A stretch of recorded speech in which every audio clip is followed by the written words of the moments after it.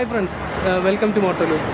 MOtOLOOpzൻ്റെ പുതിയ എപ്പിസോഡിലേക്ക് നിങ്ങൾക്ക് സ്വാഗതം. നമ്മളിപ്പോൾ 30,000 സബ്സ്ക്രൈബേഴ്സ് എന്ന് പറയുന്ന ഒരു മൈൽ സ്റ്റോണ് പിന്നിട്ട് കഴിഞ്ഞു. നിങ്ങളുടെ സപ്പോർട്ടിനും സ്നേഹത്തിനും ഒരുപാട് നന്ദി.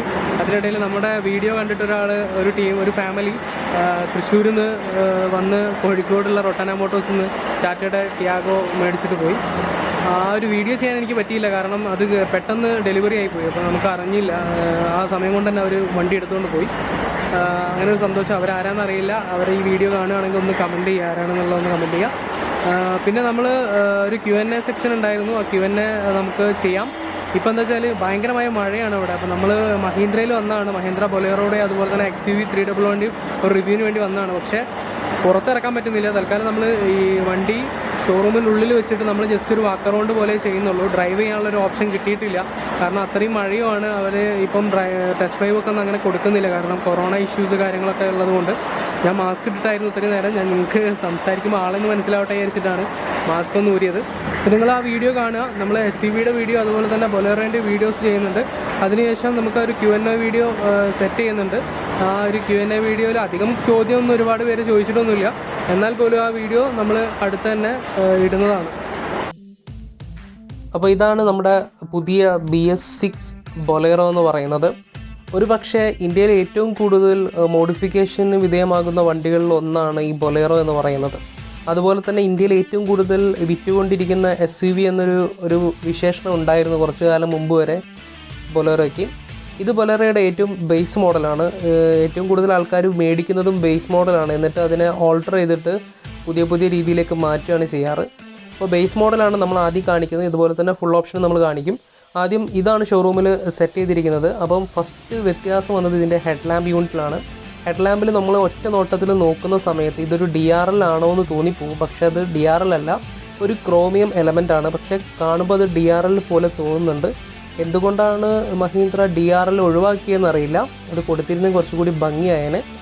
പിന്നെ മാറ്റം വന്നത് പുതിയൊരു ഗ്രില്ലാണ്. ഈ ഗ്രില്ല് ടോപ്പ് എൻഡിലേക്ക് വരുന്ന സമയത്ത് ഗ്രില്ലിന് നടുവിലായിട്ട് നമുക്കൊരു ക്രോമിയം എലമെൻറ്റ് കാണാം. ഇവിടെ ബേസ് മോഡൽ ആയതുകൊണ്ട് ആ ഒരു ഫോഗ് ലാമ്പിൻ്റെ ഭാഗത്ത് ഒന്നും തന്നെ ഇല്ല, ഒരു ബ്ലാക്ക് കവറിങ് ആണുള്ളത്. പുതിയ ബമ്പറാണ്. കുറച്ചു കാലം മുന്നേ മഹീന്ദ്രയുടെ ബമ്പർ ഒന്ന് റീസൈസ് ചെയ്തതാണ്, നമ്മൾ കണ്ടതാണ്. പണ്ടത്തെ ബമ്പർ പോലെയല്ല ഇപ്പോഴുള്ള വാഹനത്തിൻ്റെ ബമ്പർ എന്ന് നമുക്കറിയാം, കാരണം 4 മീറ്ററിൽ താഴെ ആക്കാൻ വേണ്ടിയിട്ട് അങ്ങനെ ചെയ്തിട്ടുണ്ടായിരുന്നു. ആ ഒരു ഗ്രില്ലിൻ്റെ മുകളിലായിട്ട് മഹീന്ദ്രയുടെ നല്ല ഭംഗിയുള്ളൊരു ലോഗോ നമുക്ക് കാണാൻ സാധിക്കുന്നുണ്ട്. നല്ല എടുത്തു നിൽക്കുന്ന രീതിയിൽ, പെട്ടെന്ന് കാണുന്ന രീതിയിലുള്ളൊരു ലോഗോയാണ്.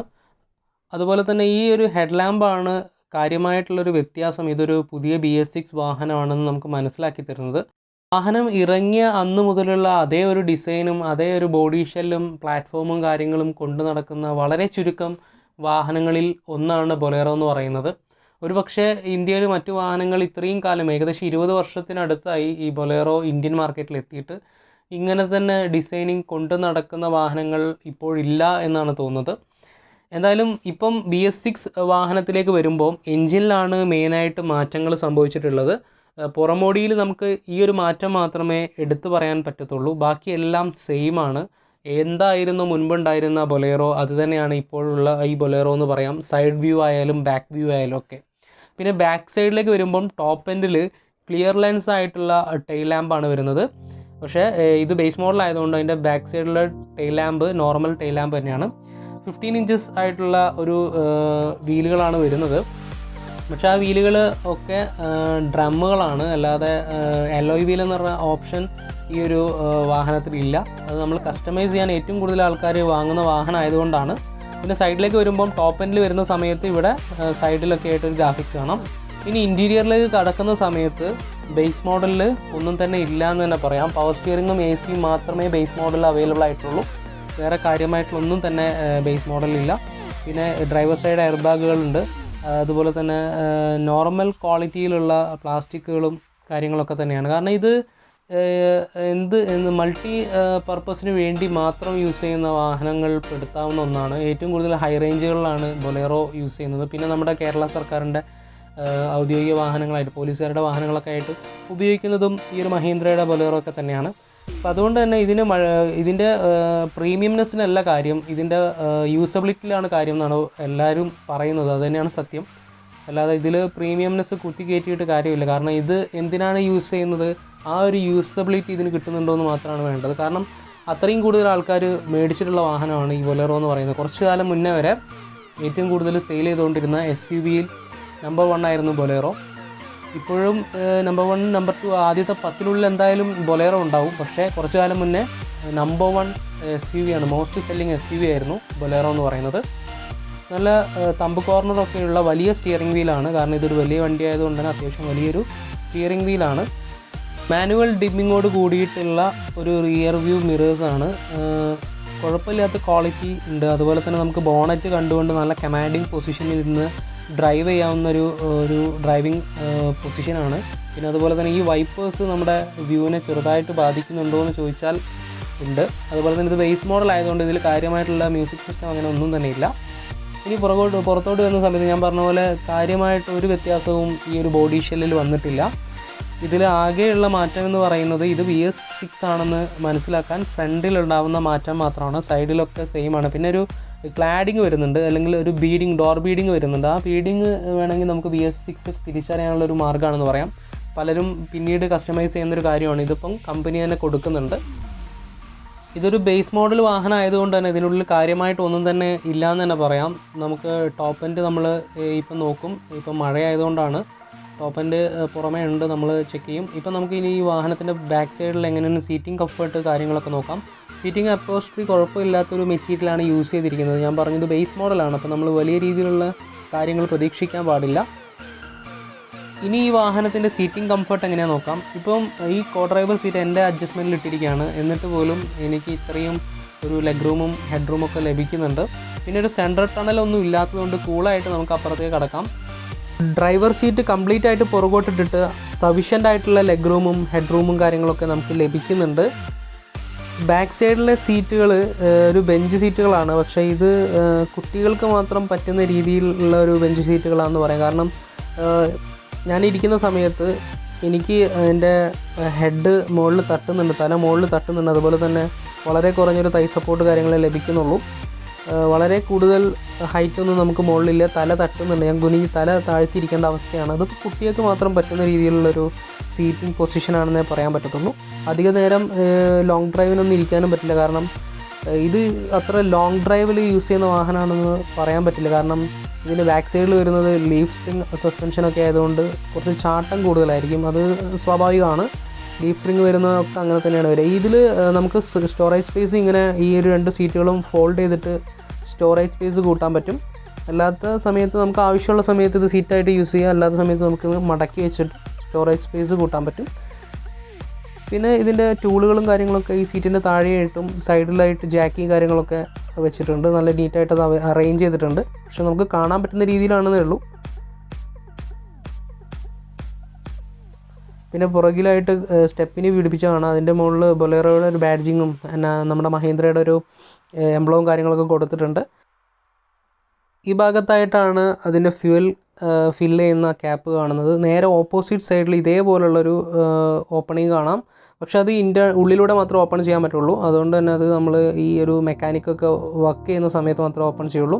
ഈ ഭാഗത്ത് കാണുന്നത് കാറ്റലറ്റിക് കൺവേർട്ടർ അത് ലിക്വിഡ് ഒഴിക്കാനുള്ള ഒരു ക്യാപ്പാണ്. അത് നമുക്ക് തുറന്ന് കാണിക്കാൻ കഴിയില്ല. അത് ഉള്ളിലൂടെയാണ് അതിൻ്റെ കീ, കറക്റ്റായിട്ട് നമുക്കറിയില്ല. അപ്പോൾ ഇത്രയൊക്കെയാണ് ഓവറോൾ നമുക്ക് ഈ ഒരു വാഹനത്തെക്കുറിച്ച് പറയാനുള്ളത്.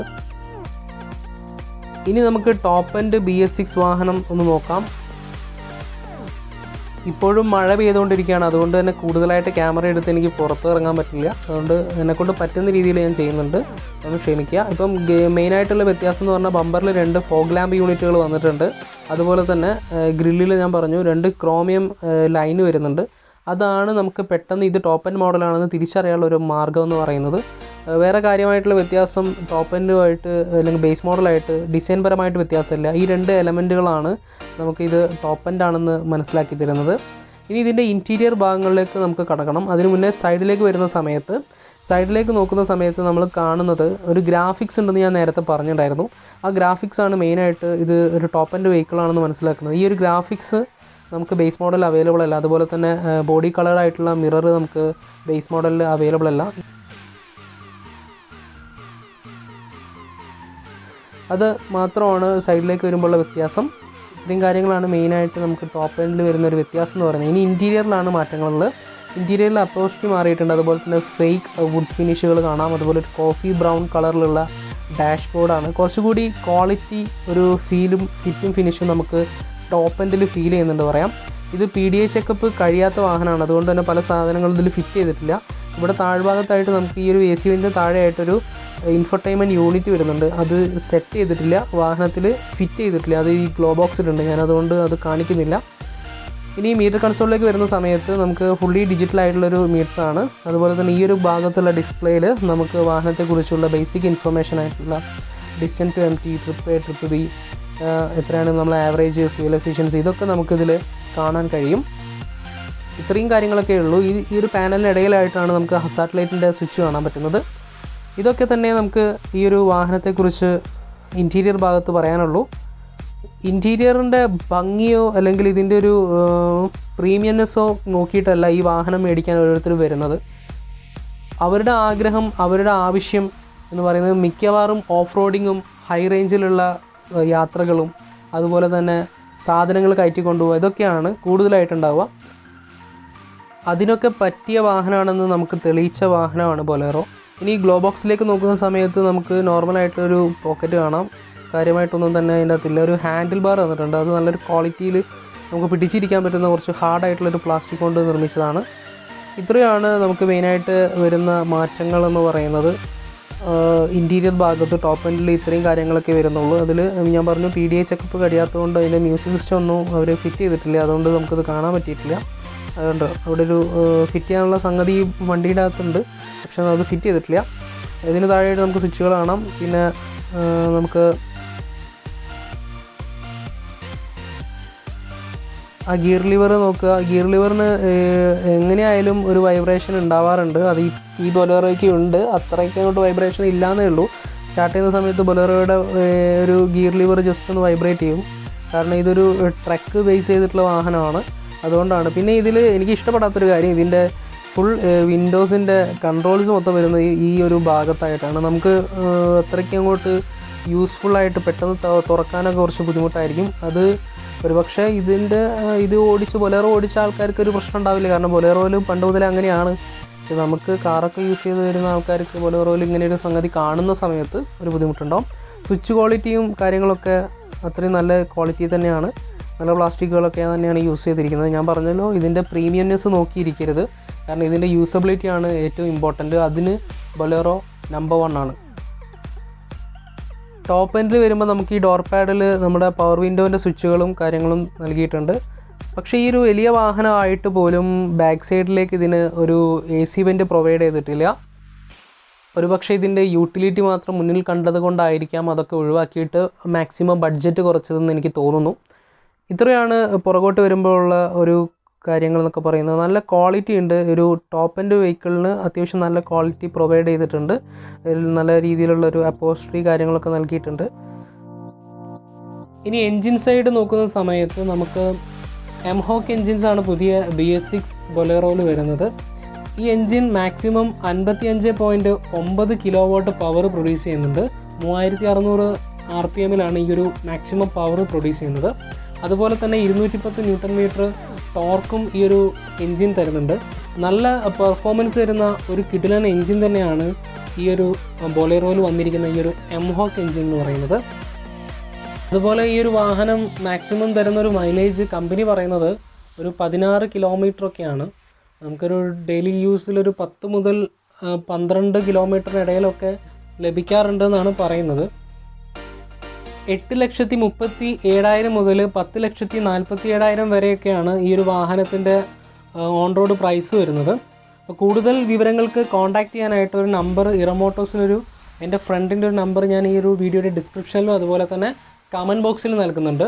ആ ഒരു നമ്പറിൽ കോൺടാക്റ്റ് ചെയ്താൽ ബാക്കി ഫീച്ചേഴ്സും ബാക്കി ഓഫേഴ്സും കാര്യങ്ങളൊക്കെ നിങ്ങൾക്ക് മനസ്സിലാവും. ഈ ഒരു വീഡിയോ നിങ്ങൾക്ക് ഉപകാരപ്പെട്ടു എന്ന് വിചാരിക്കുന്നു. ഇഷ്ടമായ ലൈക്ക് ചെയ്യുക, ഇഷ്ടപ്പെട്ടില്ലെങ്കിൽ ഡിസ്ലൈക്ക് ചെയ്യാം. നമുക്ക് അടുത്ത വീഡിയോയിൽ പുതിയൊരു വാഹനമായിട്ട് വീണ്ടും കാണാം. അതുവരേക്കും ബൈ.